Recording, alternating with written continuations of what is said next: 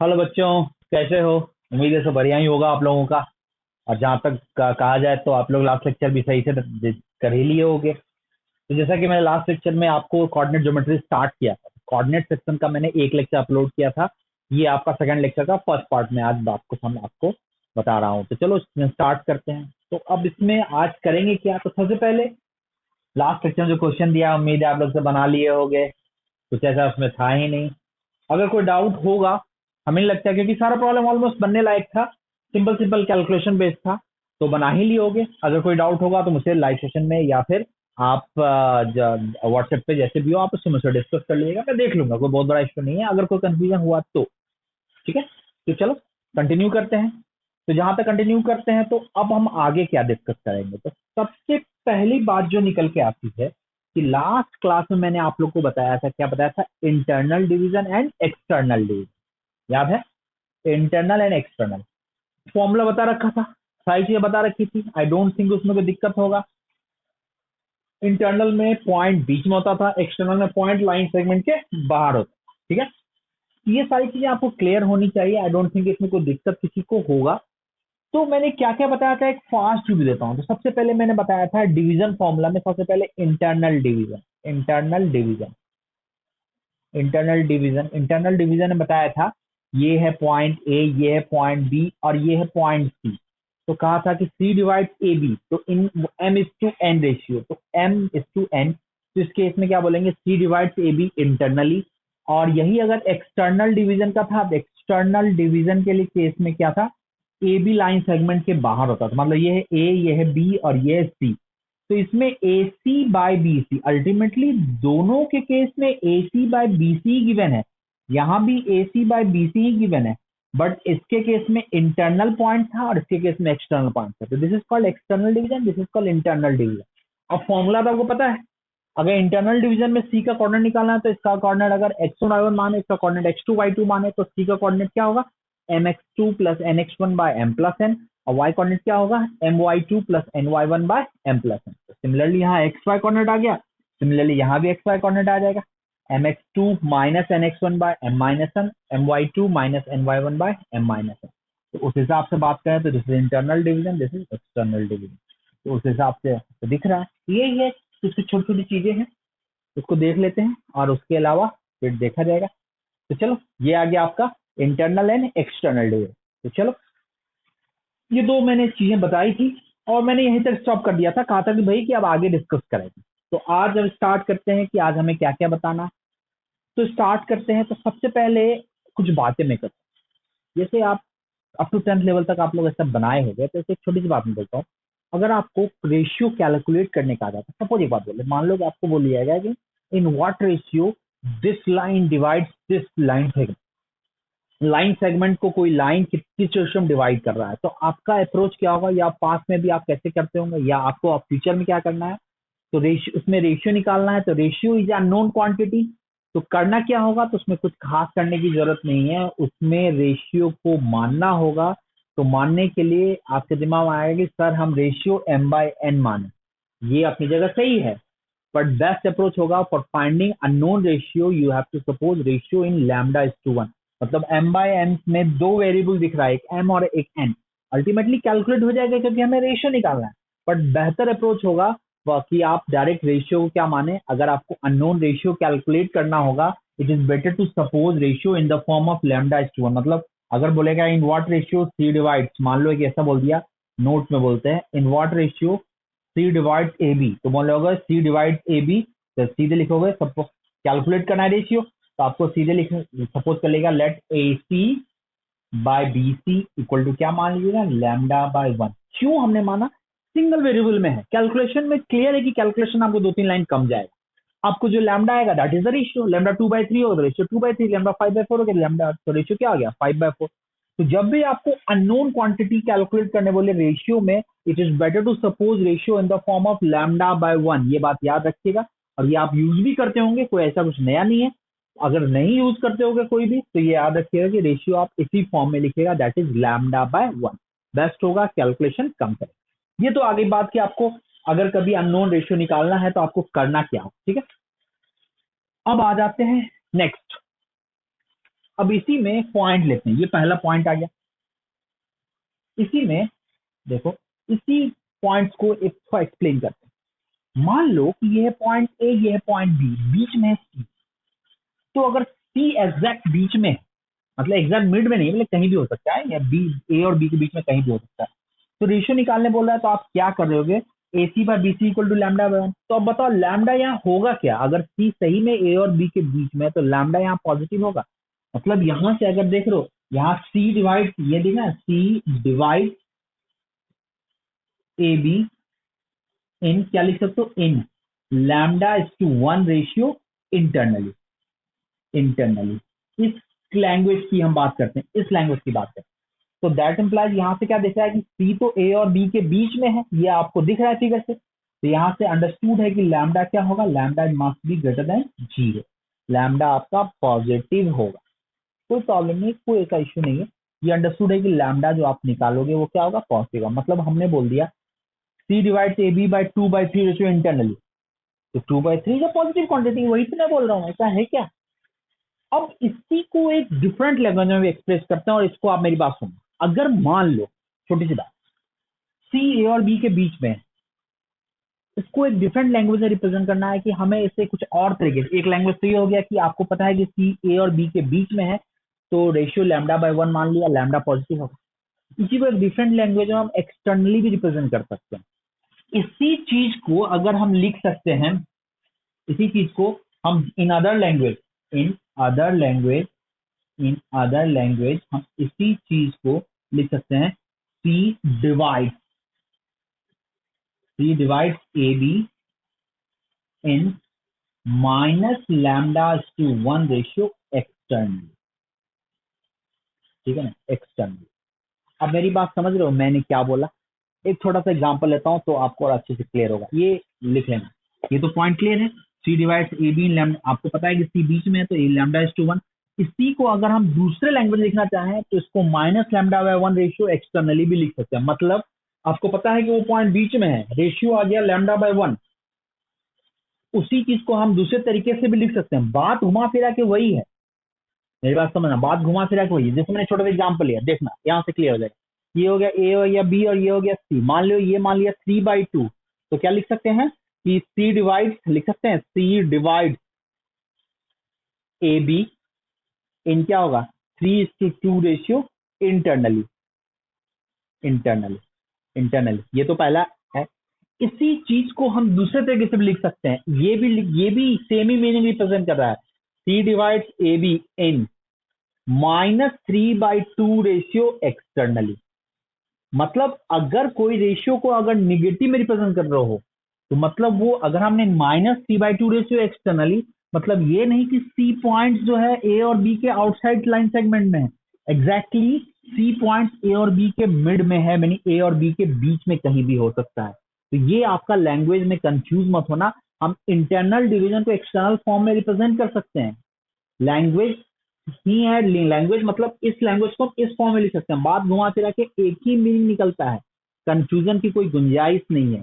मतलब कोई पॉइंट अगर बीच में है, लैम्डा बाय 1 रेशियो इंटरनली है, उसी को अदर लैंग्वेज में हम एक्सटर्नली भी बोल सकते हैं, उसको बस minus lambda by 1 ratio externally लिखना होगा, that is C divide A B in minus lambda by 1 ratio externally. ये और ये दोनों सेम मीनिंग है, और सी आपका बीच में ही, ठीक है ना, क्लियर है, कंफ्यूज मत होना। मतलब कभी भी कोई रेशियो, एक अननोन क्वांटिटी में मैं बात बोल रहा हूँ, कभी भी कोई रेशियो आपको कैलकुलेट करने बोल दिया, बोले in what ratio this divides A B in what ratio, तो आपने मान लिया कि let A B this divide A B in lambda by 1 ratio internally. आपने मान लिया रेशियो इंटरनली और कैलकुलेट किया, और वहां आ गया लैम्डा निगेटिव, तो मतलब ये क्या रिप्रेजेंट कर रहा है, मतलब आपने माना था इंटरनली और इंटरनली में रेशियो निगेटिव आ गया, मतलब वो पॉइंट बीच में माना था पर रेशियो निगेटिव है, मतलब वो पॉइंट एग्जैक्टली बीच में नहीं है, वो आउटसाइड लाइन सेगमेंट है। मतलब ओरिजिनल में वो पॉइंट उसको एक्सटर्नल रेशियो में डिवाइड कर रहा है, मतलब -3/2 रेशियो इंटरनली आ गया, तो उसको एक्सटर्नली में क्या बोलेंगे, 3/2 रेशियो एक्सटर्नली। तो एग्जैक्ट लोकेशन ऐसे आइडेंटिफाई करते हैं, क्योंकि रेशियो, एग्जैक्ट रेशियो के लिए हमारा रेशियो पॉजिटिव होना चाहिए, एग्जैक्ट पॉइंट लोकेट करने के लिए रेशियो पॉजिटिव होना चाहिए। निगेटिव है तो जस्ट उसका उल्टा सोचिए, मतलब एक्सटर्नली में निगेटिव आ रहा है, मतलब वो सही में इंटरनली है। मतलब सेम लैंग्वेज में एक ही चीज को दो डिफरेंट लैंग्वेज में लिखने की कोशिश की गई है। एकदम सिंपल सा लॉजिक है। तो क्लियर है? तो ये दोनों सेम मीनिंग है, कंफ्यूजन की कहीं कोई गुंजाइश नहीं है। C divides A B in C by two ratio internally, और इसी को इन अदर लैंग्वेज लिख सकते हैं C divides A B in minus C by two ratio externally. ठीक है, कोई प्रॉब्लम नहीं है, सिंपल सा अप्रोच है। ठीक है, अब इसको बोलोगे कि सर इसको प्रूफ कैसे करेंगे? इसको सिंपल एक्सटर्नल इंटरनल डिवीजन के फॉर्मूला से कंपैरिजन करके हम प्रूफ कर सकते हैं। यहाँ प्लस होता है, यहाँ माइनस होता है, उससे डायरेक्ट कंपैरिजन से हो जाएगा, बट मैं इसको प्रूफ करके नहीं बताऊंगा। आप रिजल्ट याद रखिए, कभी भी कैलकुलेट करना हो, माना आपने इंटरनल पर रेशियो आ गया निगेटिव, मतलब वो इंटरनल नहीं होके वो एग्जैक्ट पॉइंट कहाँ पे है? तो एक्सटर्नल है, क्योंकि रेशियो निगेटिव है। निगेटिव केस में जो माना है उसका उल्टा होगा। अगर इंटरनल माना है तो एक्सटर्नल होगा, अगर एक्सटर्नल माना है तो इंटरनल होगा। क्यों? क्योंकि रेशियो निगेटिव है। ये छोटी छोटी बातों का ख्याल रखिएगा। ये बहुत ही सिंपल सा लॉजिक था, मैंने इसलिए एक्सप्लेन किया कि इसकी जरूरत मुझे फ्यूचर में है। जब लाइन के अबाउट किसी दो पॉइंट्स का पोजीशन बताएंगे कि दोनों सेम साइड में अपोजिट साइड में, तो इसकी जरूरत वहां भी पड़ेगी और सब जगह जरूरत पड़ सकता है। अब क्या होगा देखा जाएगा। अभी होप क्लियर होगा मैंने क्या एक्सप्लेन करने का आपको कोशिश की। तो चलो, दिक्कत होगा तो पूछ लेना हमसे, हम लोग तो एक दूसरे से कॉन्टेक्ट कर रहते ही हैं। चलो फटाफट इसको नोट कीजिए, स्क्रीनशॉट लीजिए।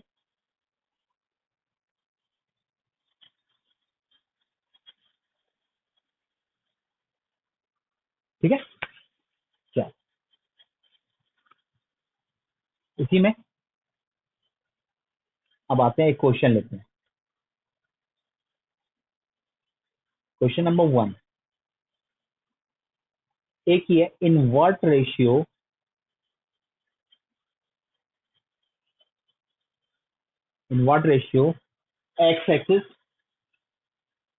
x axis divide line segment AB।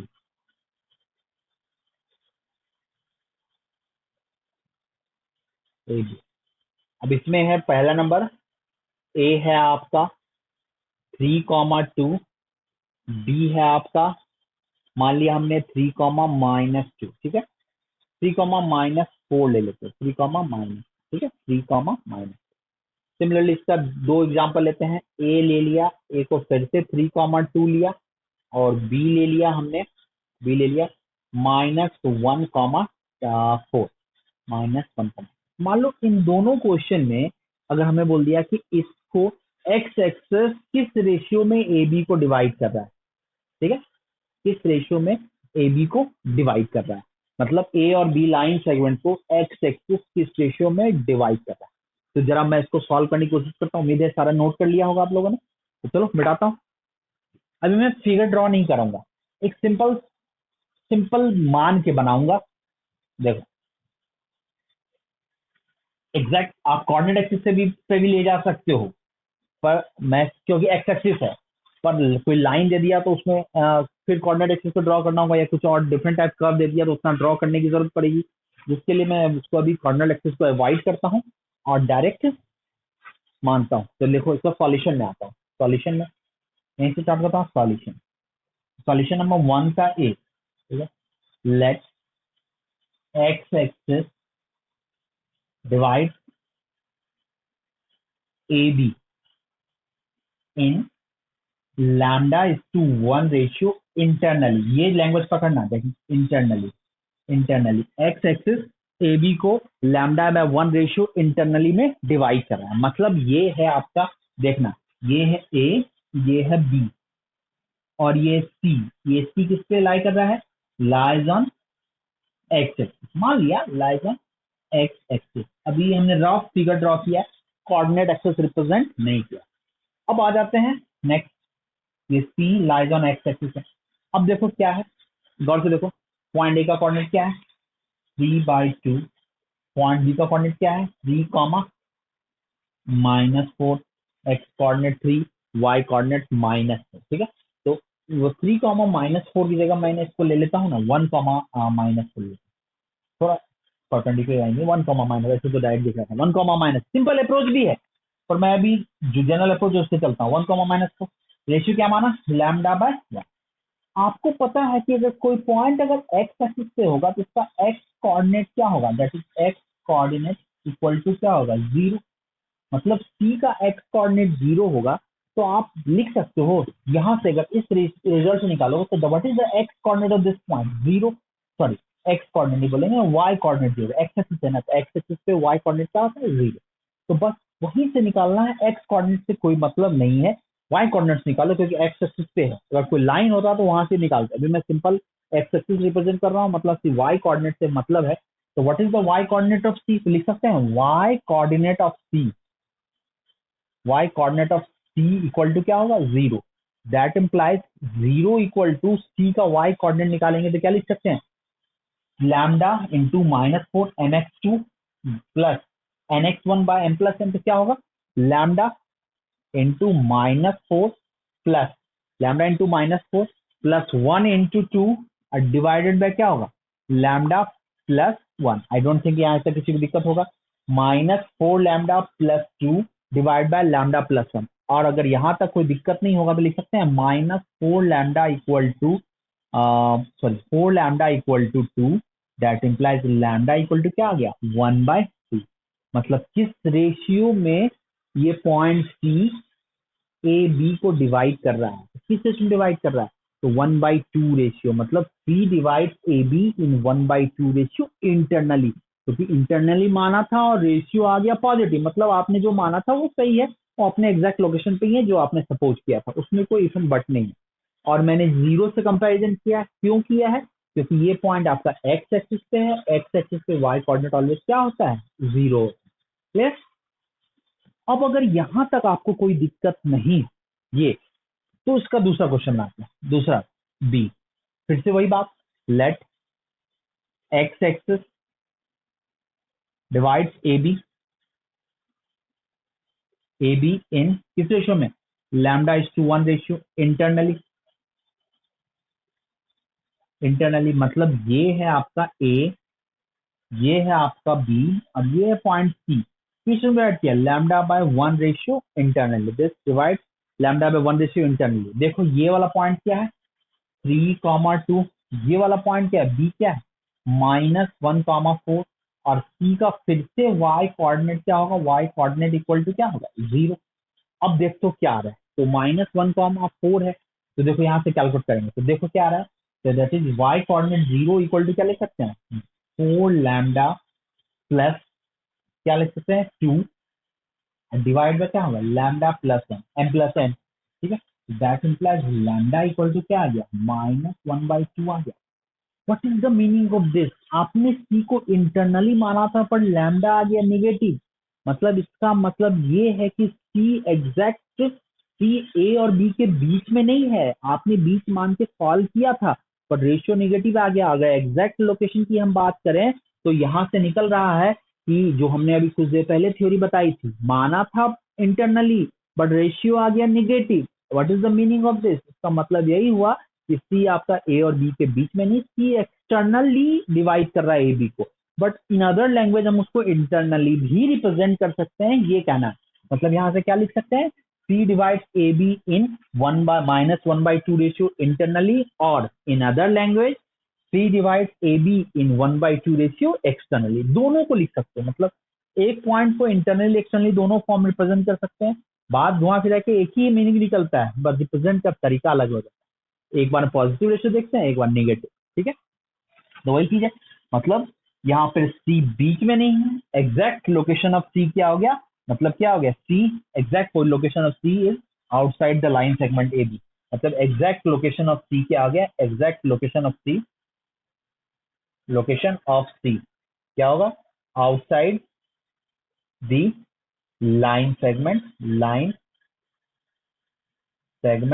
A B, outside the line segment A B, ठीक है। Exact location of C is outside the line segment A B. तो क्लियर है, तो आपको उम्मीद है ये क्वेश्चन आपको क्लियर होगा, कोई ऐसा हमने कंफ्यूजन वाली कोई बात नहीं रखी है। आपको करना क्या है, अननोन रेशियो कैलकुलेट करना है, तो λ/1 मानना है, इंटरनली मानो एक्सटर्नली मानो, इंटरनली जनरल इंटरनली मान के सॉल्व करते हैं।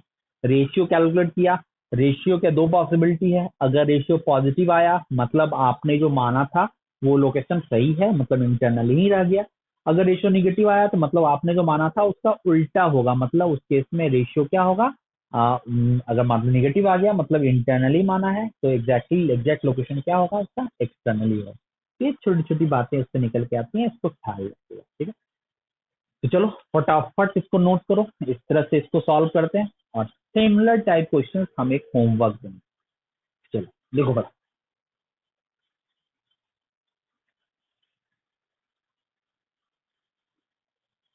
नोट कीजिए।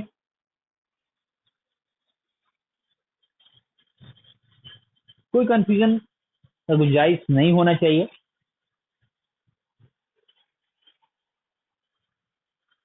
बहुत इंटरेस्टिंग है, मैंने फर्स्ट क्लास में बताया, बहुत ज्यादा तो बताया नहीं है, अभी स्टार्ट किया है, कुछ कुछ चीजें और आगे बढ़ रही हैं अभी आपके।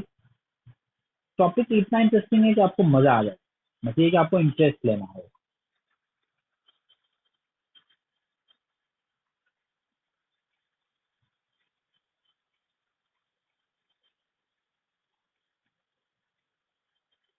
ठीक है, चलो एक सिमिलर टाइप क्वेश्चन, एक होमवर्क देते हैं आप लोगों को। एक क्वेश्चन है, इसमें चेंज करते हैं, in what ratio line x plus Y minus three equal to zero divides line segment A B. बस हमने इस लाइन को देख लिया। अब इसमें तो हमने एक्स वाई कोऑर्डिनेट जीरो निकाला है, इसमें वाई कोऑर्डिनेट, अब इसमें इस तरह से नहीं बनेगा, इसमें क्या करना होगा, इस पॉइंट का एक्स कोऑर्डिनेट और वाई कोऑर्डिनेट दोनों निकालना होगा, किसके टर्म्स में, इन टर्म्स ऑफ लैम्डा।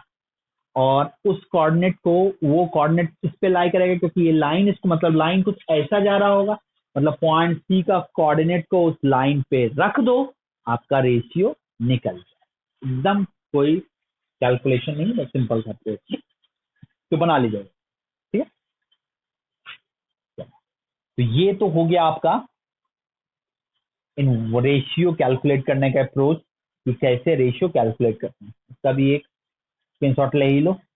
आंसर मैंने नहीं दिया है, आप लोग कैलकुलेट कर लीजिएगा, इतना तो ऑफिस करेगा, क्रॉस वेरीफाई कर भी कर सकते हैं, कोई बहुत बड़ा इश्यू नहीं है। इसलिए इसका आंसर मतलब क्या, कैलकुलेट ए बी का डिवीजन का फॉर्मूला निकाल करके अब इस पर रखो, लैम्डा वैल्यू आ जाएगी, इतना तो अंडरस्टूड है। कैलकुलेशन अगर कोई इधर उधर नहीं किया तो सही होगा।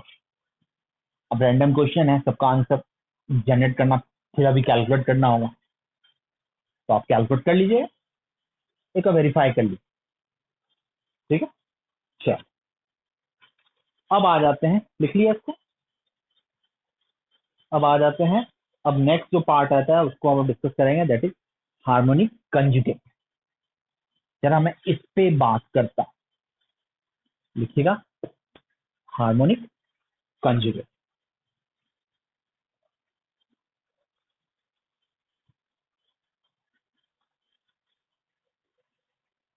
लिखना, harmonic conjugate.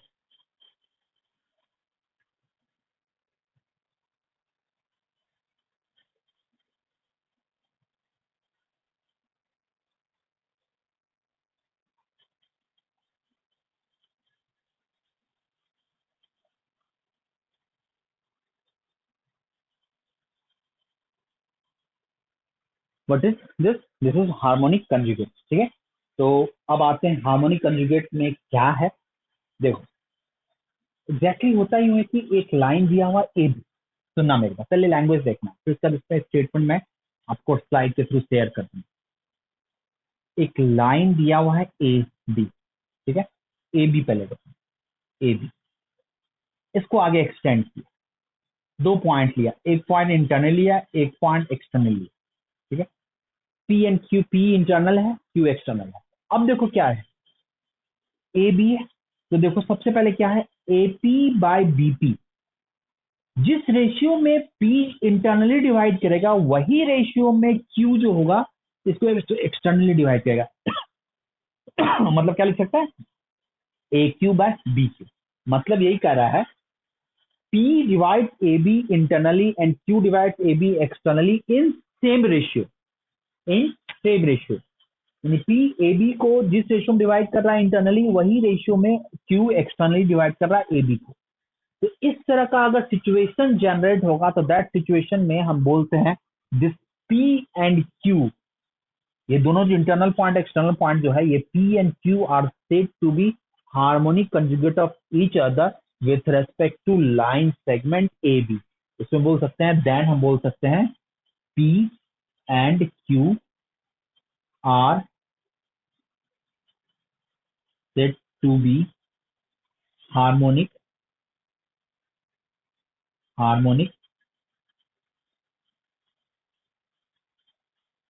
conjugate of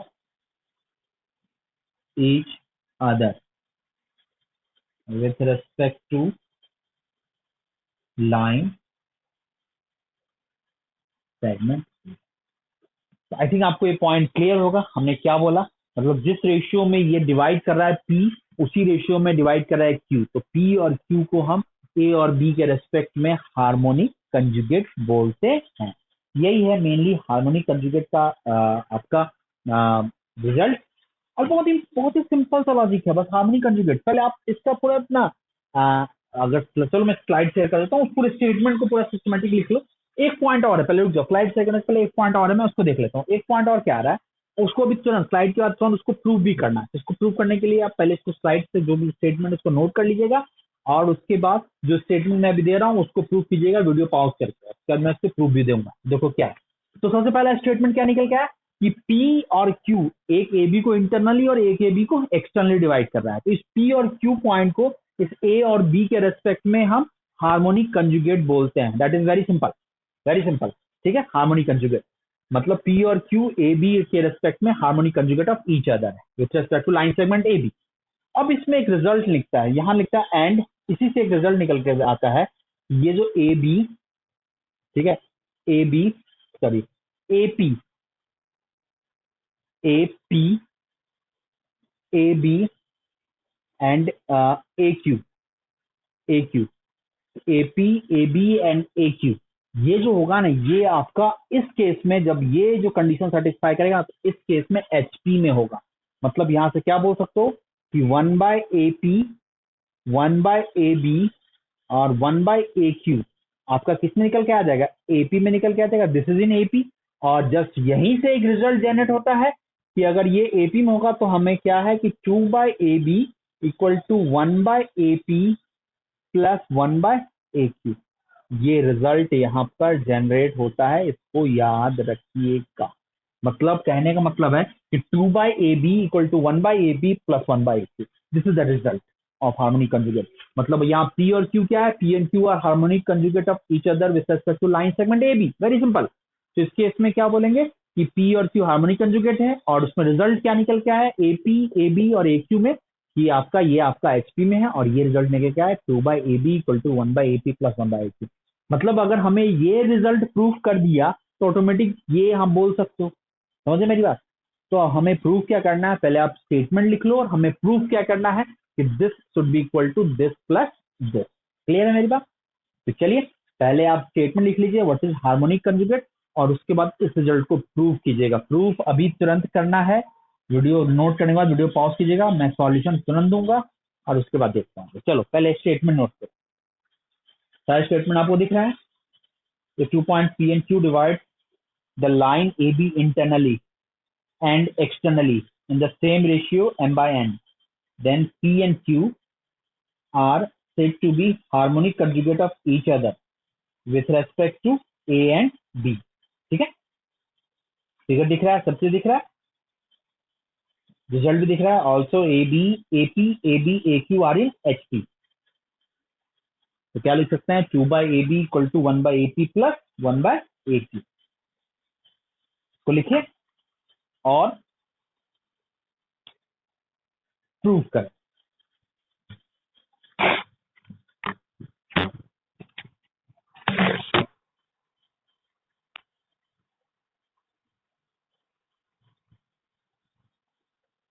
screenshot ले लो, उसको प्रूव करें।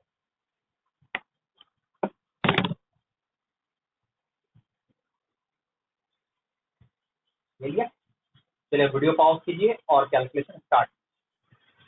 चलो मैं प्रूफ करता हूँ इसको। तो सबसे पहले इसके प्रूफ में आते हैं। तो देखो प्रूफ में क्या है, सबसे पहले जो गिवन डेटा है हमारे पास, इस डेटा को यूज करते हैं। देखना उम्मीद है तुम लोगों ने कर भी लिया होगा। तो गिवन क्या है, AP बाय BP। ये आपको पता है कि हार्मोनिक कंजुगेट का एक बेसिक कंडीशन है, AQ बाय BQ, ये आपका गिवन है।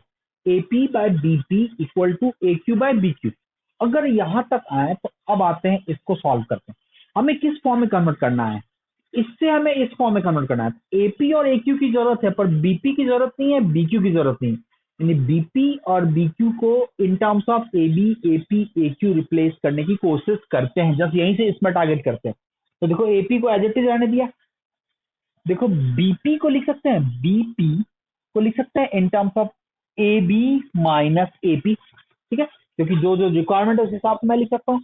ए B minus AP that is equal to A Q, तो आपका आ ही गया। सिमिलरली बी क्यू को लिख सकते हो A Q minus A B, so this is A Q minus A B. अगर आपको यहां तक कोई दिक्कत नहीं है तो उलट देते हैं रेशियो, तो देखो क्या होगा, that is A B minus A P divided by A P equal to क्या आ जाएगा, A Q minus A B divide by A Q.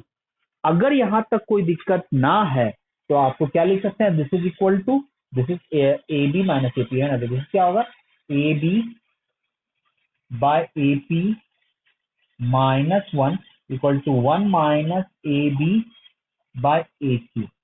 तो अगर यहां तक कोई दिक्कत नहीं है, देखो ए बी कॉमन ले लिया, ए बी क्या आ जाएगा, one by A P plus one by A Q. One plus one equal to क्या आ गया, टू। तो यहां से क्या रिजल्ट निकल के आ गया, one by A P plus one by A Q equal to two divided by A B. I think ये रिजल्ट आपको क्लियर होगा, था ना सिंपल। तो यही कंसेप्ट है आपका हार्मोनिक कंजुगेट का। हार्मोनिक कंजुगेट होगा तो एपी ए बी और ए क्यू ये तीनों एचपी में होगा और ये रिलेशन इसमें वैलिड है। आप याद रखिएगा, कभी जरूरत पड़ेगी तो इसको यूज करिए। इसलिए मैंने 3 स्टार दिया, 3 नहीं देंगे, 4 नहीं देंगे, ठीक है। चलिए फटाफट चेक कर लीजिए आपका सही है कि गलत है। मैं कुछ एग्जाम्पल्स इसके दिखाऊंगा, ठीक है। चलिए चल, अब आता हूँ इस हार्मोनिक कंजुगेट पे दो एग्जाम्पल्स में आता हूँ, दो एग्जाम्पल्स इसमें दिखाता हूँ हार्मोनिक कंजुगेट। क्या क्या दो एग्जाम्पल्स हैं, ठीक है, तो देखते हैं।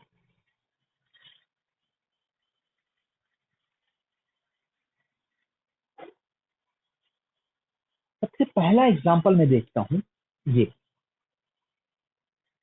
एक ट्राइंगल का एग्जाम्पल। पहले सर्कल का एग्जाम्पल लेता हूँ। मान लो एक सर्कल हमने ये लिया, बिगर सर्कल है, एक स्मॉलर सर्कल ले लिया, ठीक है।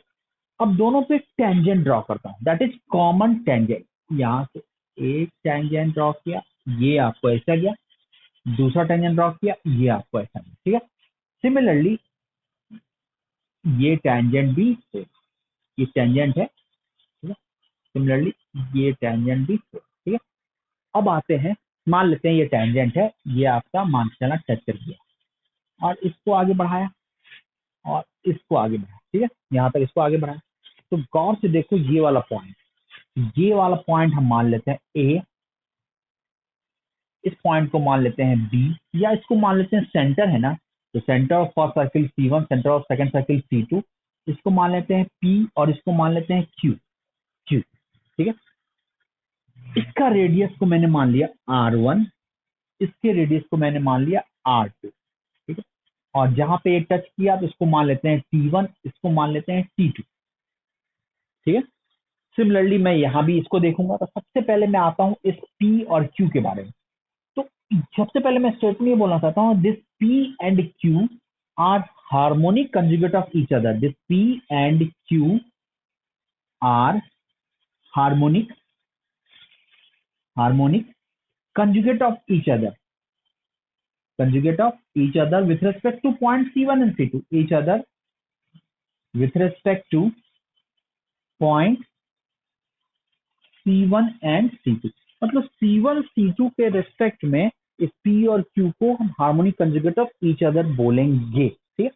अब ये कैसे हुआ, इसकी बात मतलब क्लियर है कि P जिस रेशियो में डिवाइड करा होगा इंटरनली उसी रेशियो में Q डिवाइड करा एक्सटर्नली C1 C2 को। जरा उसको प्रूव करता हूँ। तो पहले Q का रेशियो निकालता हूँ, फिर P का रेशियो निकालूंगा। तो गौर से देखो, ट्राइंगल की बात करेंगे तो देखो ये 90 है, ये 90 है। तो अगर मैं देखूं तो triangle C1 T1Q is similar to C2 T2Q है, C2 T2Q। तो यहां से आपको एक चीज निकल रहा है कि C1 T1 bye C2 T2 equal to लिख सकता हूँ C1Q by C2Q and that is equal to क्या आ जाएगा R1 बाय R2। मतलब Q divide C1 C2 in R1 by R2 ratio किस रेशियो में, एक्सटर्नली, EXT मतलब एक्सटर्नली। मतलब ये Q R1 by R2 ratio externally में डिवाइड किया। मुझे प्रूव करना है कि जिस रेशियो में Q डिवाइड कर रहा है एक्सटर्नली उसी रेशियो में P डिवाइड करेगा इंटरनली। तो Q के रेशियो तो निकाल लिया। अब नाउ फिर से इस ट्राइंगल चार्ट पे यहां से इसको ज्वाइन किया, यहां से इसको ज्वाइन किया, इसको दे देते हैं T1 डैश, इसको दे देते हैं T2 डैश। देखना T1 dash and T2 dash. तो फिर से देखो ये 90 है, एंगल इक्वल है। तो मतलब सिंपली अब मैं डायरेक्ट लिख सकता हूँ, इतना लिख ही सकता हूँ triangle T1 dash P is similar to C2 T2 dash P।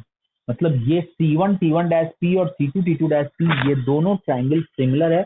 अगर ये ट्राइंगल सिमिलर है तो लिख सकता हूँ C1 T1 dash divided by C2 T2 dash equal to C1 P by C2 Q C2 P, C1 P divide by C2 P that is again equal to ये है R1 ये है R2 again equal to R1 by R2 that is in the ratio internally.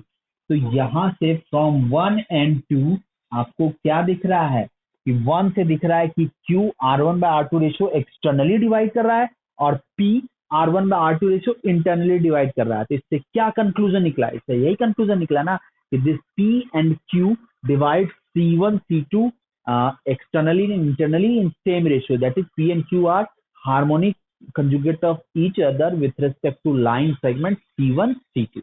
Harmonic conjugate है ना, तो इसमें harmonic conjugate क्या हो गया, तो P और Q C1 C2 पॉइंट का हार्मोनिक कंजुगेट हो गया। कोई इसमें इफन बट वाली कोई गुंजाइश नहीं है। तो क्लियर है मेरे पास। तो मैंने यहां से बस क्लियर हो गया कि that is from 1 and 2, from 1 and 2 ये रिजल्ट आपका आ गया। P and Q are harmonic conjugate of each other with respect to points C1 and C2, है ना, सिंपल। तो यही है एक फर्स्ट एग्जांपल मैंने दिखाया हार्मोनिक कंजुगेट का जो सिंपल ज्योमेट्री से रिलेटेड था। तो P और Q क्या हो गया, harmonic conjugate of each other with respect to line segment C1 C2। चलिए फटाक से नोट कीजिए। एक और एग्जांपल मैं दिखाऊंगा, एंगल बाइसेक्टर का एग्जांपल दिखाऊंगा। एक ट्राइंगल का एंगल बाइसेक्टर, एक इंटरनल और एक एक्सटर्नल एंगल बाइसेक्टर। तो एंगल बाइसेक्टर जो होता है अपोजिट साइड्स को का जिस पॉइंट पे कट करेगा उस पॉइंट्स को सेम रेशियो में डिवाइड करेगा। तो इससे भी आते हैं।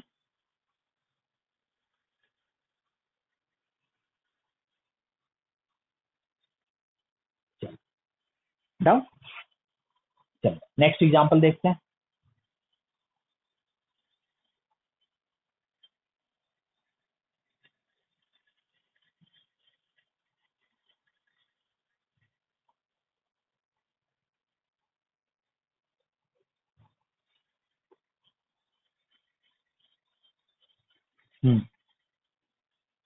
नेक्स्ट एग्जांपल है, मान लिया मैंने ये एक ट्राइंगल ले लिया, ठीक है। इस एंगल को थोड़ा छोटा करता हूं, ठीक है। ये इसका इंटरनल एंगल बाइसेक्टर है। मतलब ये दोनों एंगल क्या आ गया, इक्वल, इंटरनल एंगल बाइसेक्टर। और ये मैंने इसको आगे बढ़ाया और ये इसका एक्सटर्नल एंगल बाइसेक्टर, इसको आगे बढ़ाया, ठीक है। गौर से देखो इसमें क्या होगा, ये दोनों एंगल इक्वल आएगा, this two angles are equal. तो यहाँ पे एक कंडीशन जनरेट होता है। यहाँ पे कंडीशन क्या होता है, internal and angle external angle bisector of an angle of A triangle divide opposite base harmonically. मतलब ये और ये अपोजिट बेस को हार्मोनिकली डिवाइड करेगा। मतलब क्या ये चाह रहे हैं कि ये पॉइंट ए है, ये पॉइंट बी है, ये पॉइंट सी है। ये रेशियो आप पढ़े भी होगे।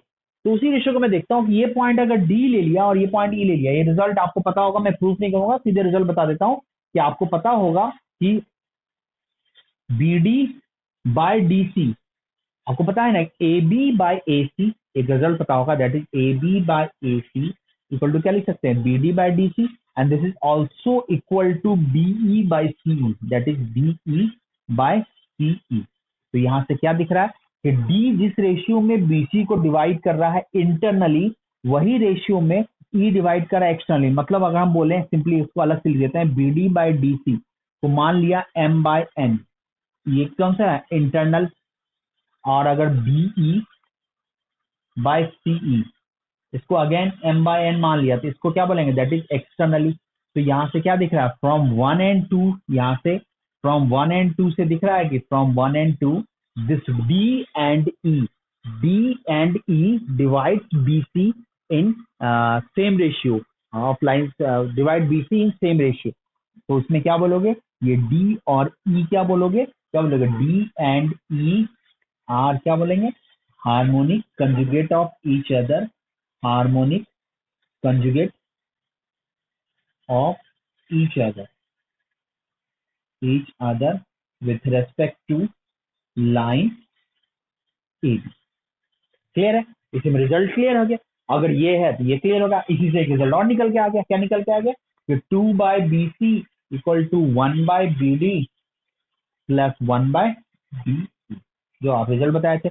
मतलब BD BC और BE किसमें होगा, HP में, बस वही चीज लिखे, 2 by BC equal to 1 by BD plus 1 by BE, ये भी रिजल्ट पता था, और ये तो अप्रूव कर दिया, तो ये ऑटोमेटिक क्वेश्चन जनरेट हो गया।